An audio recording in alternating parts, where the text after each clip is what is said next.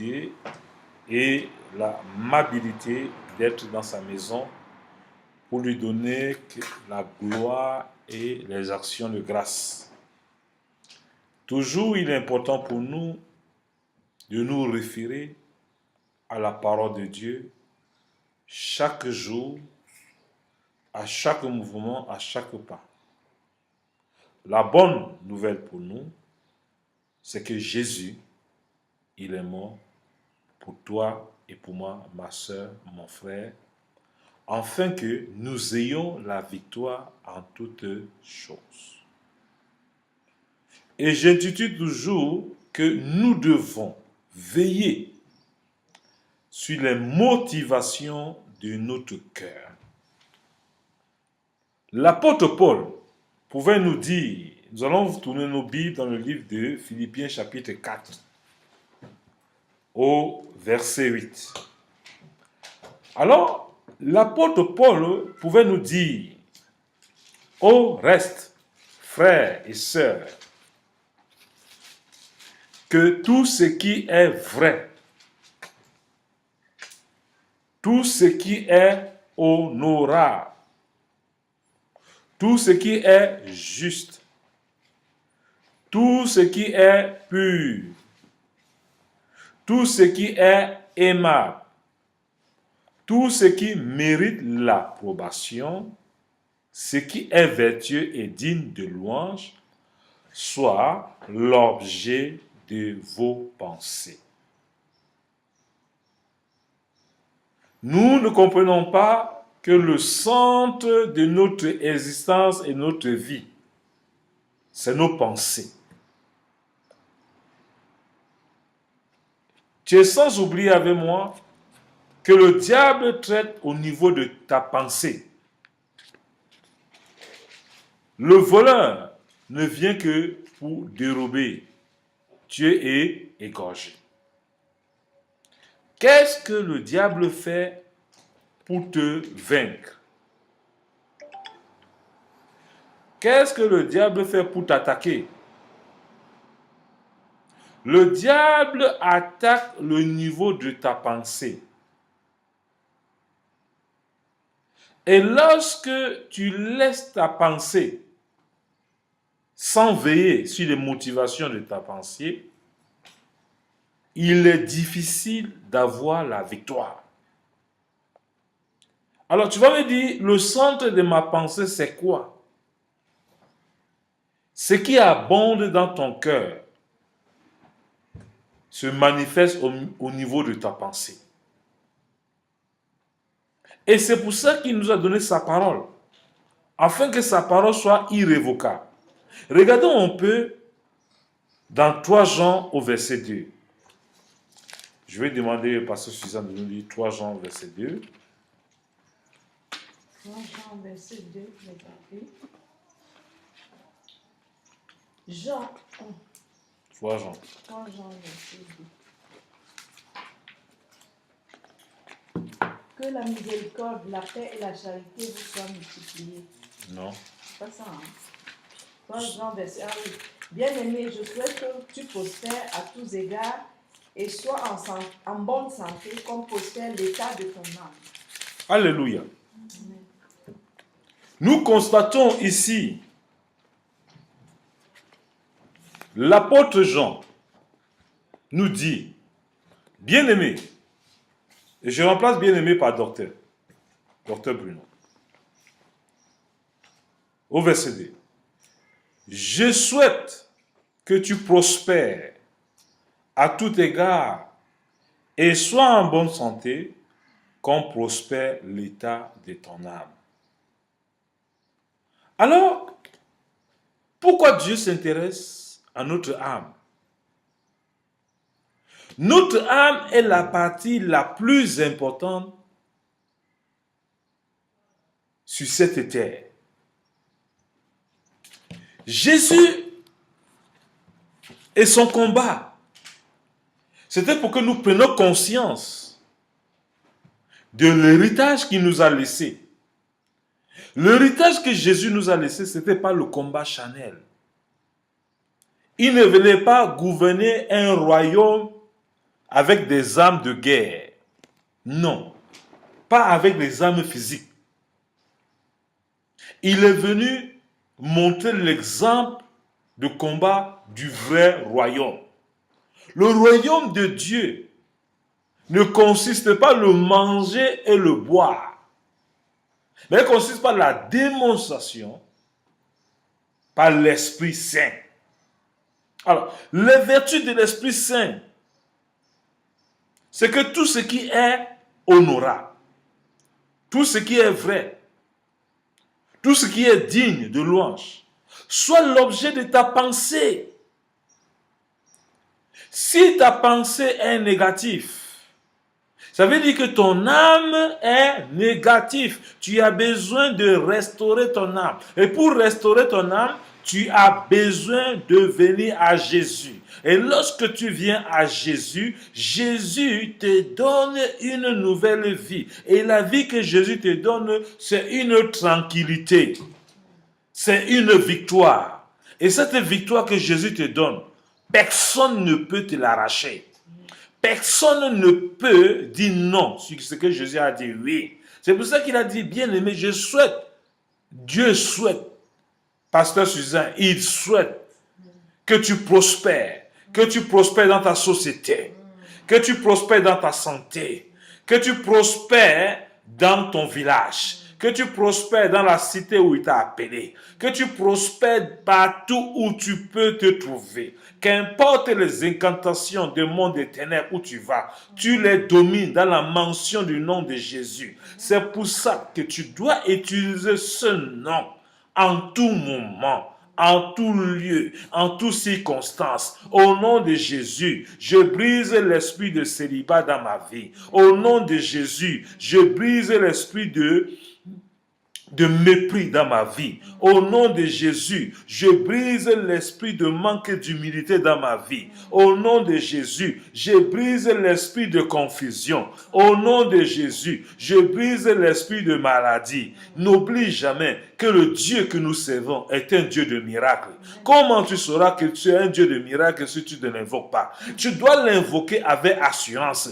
Car si Dieu agit, tout ce qu'il te demande, c'est que dans ta marche, tu dois avoir la foi, la confiance en lui et savoir que c'est un Dieu qui agit. Et comme il agit, tu prends sa parole. Tu dis, Seigneur, tu as dit que tu souhaites que je prospère. Tu as dit que je prospère à tout égard comme prospère l'état de mon âme. Alors ta parole dit que je dois prospérer. Je déclare que je prospère dans mon service. Je déclare que je prospère dans mon entreprise. Je proclame que je prospère dans mon foyer. Je proclame qu'il n'y a pas de stérilité dans ma famille. Je proclame que dans ma vie, il n'y a pas d'incompréhension dans mon foyer. Je proclame que dans ma vie, il n'y aura jamais de problèmes. Que tous ceux qui complotent le trouble contre mon foyer est vaincu au nom de Jésus. Que tout ce qu'on complète dans le monde spirituel contre ma vie, cela est vaincu en avance au nom puissant de Jésus. Tu prends ces paroles à témoin et tu sauras que le Dieu que tu sers est un Dieu qui agit et qui répond par le feu. Alors le feu que je déclare ce soir à la maison de vainqueurs, c'est que tous les internautes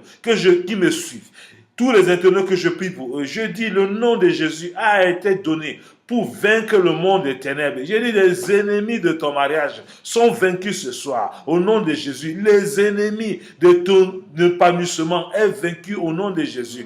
Dieu que tu sais souhaite que tu prospères financièrement. L'esprit de cupidité qui veut t'empêcher d'être prospère, je le brise dans ta vie au nom puissant de Jésus. Je déclare l'étendard du Seigneur dans ta vie. Je déclare la puissance du Saint-Esprit dans ton entreprise.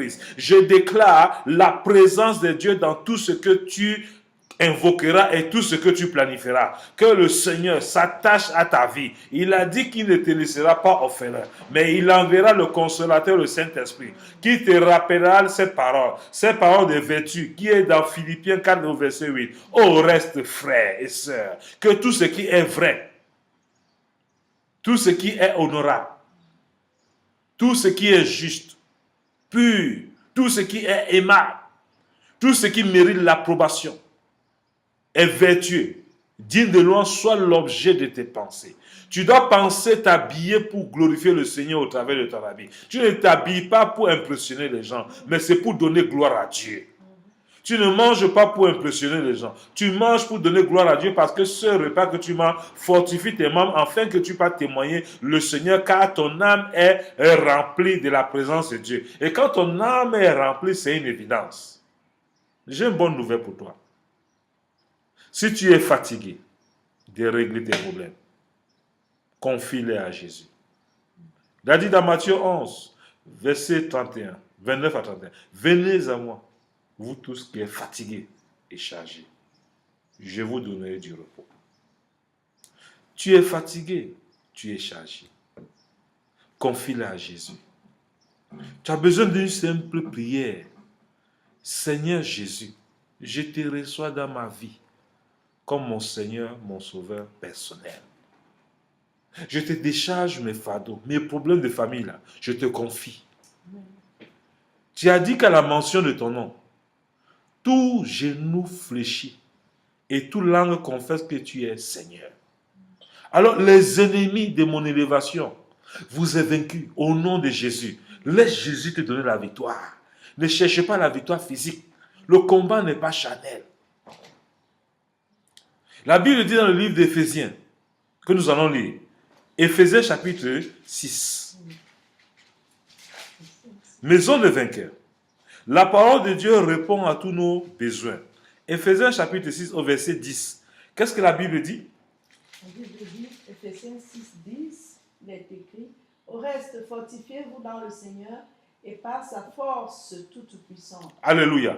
Amen. Le Seigneur te demande, mon frère, ma soeur, fortifie-toi en lui. Tu ne peux pas te fortifier dans tes amis. Tu ne peux pas te fortifier dans la calomnie. Tu ne peux pas te fortifier dans les accusations. Tu ne peux pas te fortifier en dehors de la parole et la volonté de Dieu. Tu dois te fortifier dans le Seigneur. Car le Seigneur est ta force. C'est lui qui combat pendant que tu dors. C'est lui qui prend soin de tes difficultés. C'est lui qui enlève la confusion de ta vie. Alors, quand tu as cette parole comme moi, ce n'est pas une formule magique. Tu ne peux pas la mettre sur ton oreiller et défendre ta vie. C'est le contenu de cette écriture, lorsque tu la comprends, elle te libère. C'est pour ça qu'il dit dans le livre de Jean, vous connaîtrez la vérité et la vérité vous rendra libre. Cette vérité que tu connais, elle te rend réellement libre. Pas à peu près, véritablement. Moi, docteur Bruno, je te parle. J'ai reçu un nom qui est au-dessus de tout nom dans ma vie. Ce nom de Jésus me procure la joie. Ce nom de Jésus me procure la sécurité. Ce nom de Jésus me donne l'assurance qu'aucune assurance ne peut me confier, ne peut me donner. Alors je te convie à expérimenter ce Dieu avec joie et avec détermination. Le Dieu que je sers est un Dieu qui répond. Regarde dans la Bible. Meshach, Shadrach et Abednego, ils avaient juste confiance en Dieu, mais ils n'avaient pas le Saint-Esprit. Et ils ont fait des exploits. Mais aujourd'hui, tu as le Saint-Esprit. Tu peux me faire des miracles, plus que ce que Jésus a fait. Il a dit que si nous croyons en lui, nous ferons le plus grand miracle qu'il a pu faire. Jésus n'a pas roulé dans une limousine. Tu peux rouler dans une limousine. Jésus n'a pas eu l'avion privé, mais tu peux avoir un avion privé. Pas pour ta gloire, pas pour ta chair, mais pour accomplir le dessein de Dieu. Quand il a besoin de Dieu, quand il a besoin de toi en Inde, tu te déplaces sans souci. Ne limite pas Dieu dans ta vie. Laisse Dieu étendre ta vision. La vision que Dieu te donne, tu ne l'as pas cherchée, il te l'a donnée. Tu vas la faire grandir comme un muscle. Un footballeur n'est pas né footballeur. Il découvre son talent. Il se met à l'œuvre, il travaille, il joue. Et les grands clubs courent après lui. De la même façon, quand tu découvres Dieu, tu découvres le climat et que tu découvres le couloir de la foi. Quand tu commences à courir comme un sportif avec cette foi-là, cette foi t'amène dans les dimensions que les autres ne sont pas partis. Ne t'étonne pas qu'un gars qui sort du quartier du fin fond du quartier du Cameroun, il se retrouve aux États-Unis, dans les grands clubs, il se retrouve en Angleterre, c'est à cause des talents qu'il a découvert en lui. Il a traversé ces talents. Ces talents ont ouvert les portes que ses diplômes ne pouvaient pas l'ouvrir, que ses parents ne pouvaient pas l'ouvrir. Mais toi, tu as quelque chose que Dieu t'a donné, il t'a donné la foi pour t'amener là où tu ne t'imagines pas. Car c'est lui qui trace ton chemin. Et sache que ce Dieu que nous servons est un Dieu d'étonnement, est un Dieu qui est capable de te satisfaire au-delà de ton entendement, au-delà de ton intelligence. Là où ton intelligence s'arrête, c'est là où Dieu commence. C'est pour ça que tu dois veiller sur tes pensées. Tu ne dois pas laisser le diable embrigader tes pensées. Tu ne dois pas laisser le diable prendre ta vie. Tu ne dois pas laisser le diable arracher ta joie. Tu vas dire à Satan, écoute-moi bien, il est écrit que l'homme ne vivra pas de pain seulement, mais il vivra de toute parole qui sort de la bouche de l'Éternel. Mon Seigneur me dit d'avoir les fruits de l'esprit.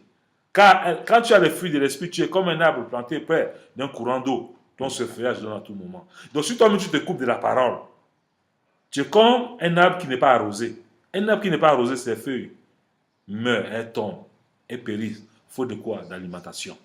De la même façon que tu coupes ta relation avec la parole, avec Dieu, avec la confiance en lui, tu n'es plus alimenté, tu es déconnecté. Et quand tu es déconnecté, tu perds les réseaux. Et quand tu perds les réseaux, tu sors les informations qui sont en dehors de la parole de Dieu, et c'est ces paroles qui se retournent contre toi. Parce que Dieu te demande de veiller sur tout ce qui est honorable, tout ce qui est vrai, tout ce qui est digne de louange, soit l'objet de tes pensées. Alors, on reconnaît un arbre qui porte de bons fruits. On reconnaît un bon arbre par les fruits qui sortent de lui. Alors, quand tu peux avoir un manguier et que les mangues qui sont là sont chétifs, tu sais que cet arbre n'est pas bien alimenté. Et quand tu vois un manguier qui sort des bons fruits, ça veut dire que le laboureur, ça veut dire que le cultivateur qui prend soin de ces champs-là, prend soin et alimente bien ses arbustes. C'est la même façon que si Dieu t'alimente 24 sur 24, tu ne peux que sortir les merveilles de ta bouche. Tu ne peux que sortir les bonnes choses de ta bouche. Tu ne peux que bénir tes ennemis. Tu peux prier pour ceux qui te persécutent, qui te maltraitent. Parce que tu es rempli de celui qui t'a mandaté de le faire. Tu ne peux pas donner ce que tu n'as pas. Donc aujourd'hui, aie le courage de revenir dans la parole. N'oublie jamais que pour t'alimenter, se trouve dans Galates 5, verset 22, le fruit de l'esprit. Pour pouvoir combattre, comme il dit ici, revêtez-vous de toutes les armes de Dieu, afin de pouvoir tenir ferme contre les ruses du diable. Comment tu peux tenir ferme contre les ruses du diable si tu n'es pas revêtu? Revêtu des armes de Dieu. Les armes de Dieu, il y a 9 fruits. Ce sont les armes. Si tu n'as pas la patience, tu n'as pas la maîtrise de soi, tu n'as pas l'amour pour aimer tes ennemis, comment tu peux battre le diable? Comment tu peux vaincre tes ennemis? La meilleure façon de vaincre tes ennemis, c'est de laisser ton combat à Dieu. Ce n'est pas de répondre devant un combat. Si quelqu'un t'injurie, qu'est-ce que tu fais? Tu te réjouis parce qu'on a fait cela à Jésus plus que toi. Alors si tu n'as pas cette parole pour te fortifier la maîtrise de soi, tu vas te mettre à bastonner la personne physiquement. Et ce n'est pas à ça que Dieu t'a appelé à faire. Dieu nous a appelés à nous contenir, à avoir la maîtrise de soi. D'avoir l'amour. L'amour consiste de supporter des frères, des sœurs, de supporter ton épouse, de supporter ton mari. Dieu ne t'a pas dit que ton mari, de partir publier partout que c'est un sorcier, et bien que ta femme est une sorcière. Si ta femme est une sorcière, j'ai un nom qui est capable de délivrer ta femme. C'est le nom de Jésus. Si ton mari est un sorcier, j'ai un nom qui est capable de délivrer ton mari. C'est le nom de Jésus. Si tes enfants sont sorciers, j'ai un nom qui est capable de délivrer ses enfants. C'est le nom de Jésus. Si tes amis sont sorciers, j'ai un nom qui est capable de te délivrer de les employer. C'est le nom de Jésus. Donc invoque la présence, le nom de Jésus, le sang de Jésus sur ta vie. Tu verras que la victoire sur ton chemin. Tu vivras tranquille. Tu vivras avec joie. Et tu verras la rétribution des méchants. Et tu verras la récompense de ceux qui mettent leur confiance en l'Éternel des armées. Donc ma prière ce soir, pendant que tu m'écoutes, le Dieu que je sers avec tant de persévérance. Que ce Dieu te donne la victoire dans tes attentes. Que ce Dieu te donne la victoire au milieu de tes ennemis. Que ce Dieu te donne la victoire dans ton ministère à laquelle Dieu t'a appelé. Ne promène pas les regards à gauche, à droite, mais confie tous tes désirs à Dieu. Sache qu'au temps convenable, au moment venu, au moment propice, tu verras la gloire du Seigneur dans ta vie, dans ton entreprise, dans ton foyer, dans tes projets, au nom de Jésus. La Maison des Vainqueurs vous bénit et vous soutient. Merci de m'avoir écouté et que Dieu vous bénisse richement au-delà de ce que j'ai pu dire et prêcher. Que la gloire revienne au Seigneur qui m'a mandaté de le faire. Au nom de Jésus-Christ. Amen.